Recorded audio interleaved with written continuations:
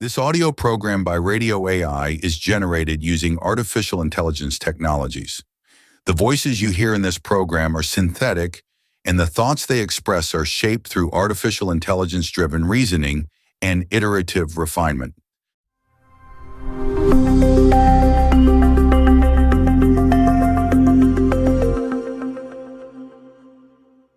Welcome to Radio AI, where we embark on a deep dive into ideas that shape our world. Today, we're plunging into a truly fascinating question.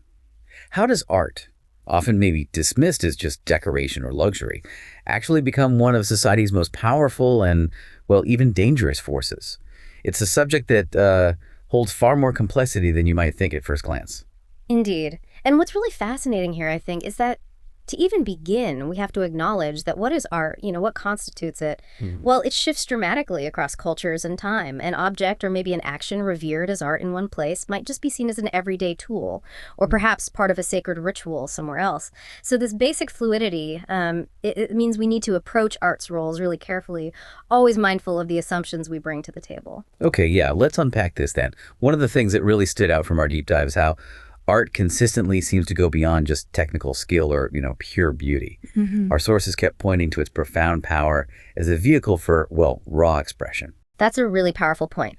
Art lets individuals, and sometimes entire groups, externalize feelings or experiences that, honestly, words alone just can't quite capture. Right. Think about the intricate visual motifs woven into a community's traditional stories. Their meanings are deeply understood within that system, that set of signs. They speak volumes without a single word needing to be said. So making art becomes both this deeply personal exploration and also a kind of subtle negotiation with the collective understanding, the social context it sits in. Right. And here's where it gets really interesting for me. Our sources also highlighted this fascinating tension. While art can be this powerful force for unity, for shared identity, maybe reinforcing foundational stories through, say, epic poetry or dance, it also carries this undeniable capacity for critique, for subversion. Yeah, and what's compelling there is how that very power to stabilize also makes art this potentially volatile site for dissent. Art's openness to multiple interpretations, its polysemic nature, meaning it can hold many different meanings all at once. Well, that means it can profoundly challenge the dominant narratives. Imagine an abstract painting in a regime that demands precise representational clarity. Its very ambiguity might destabilize everything they stand for, Wow, yeah. So art constantly sort of swings between shoring up existing structures and, well, potentially blowing them wide open. Okay, so we've looked at the artist's intent and art's inherent qualities, but our sources also really dive deep into the audience's impact.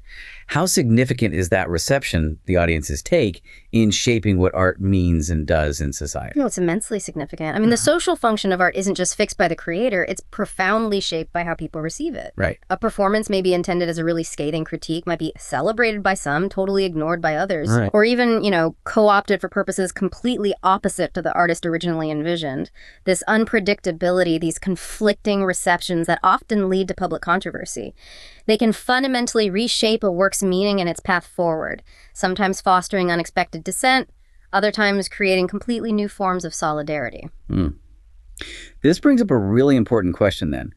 How does art give us knowledge, but in a way that's fundamentally different from, say, reading a scientific paper or a history book? Well, art often gives insight through effect, through emotion or through embodiment, a physical feeling, or just a direct sensory experience.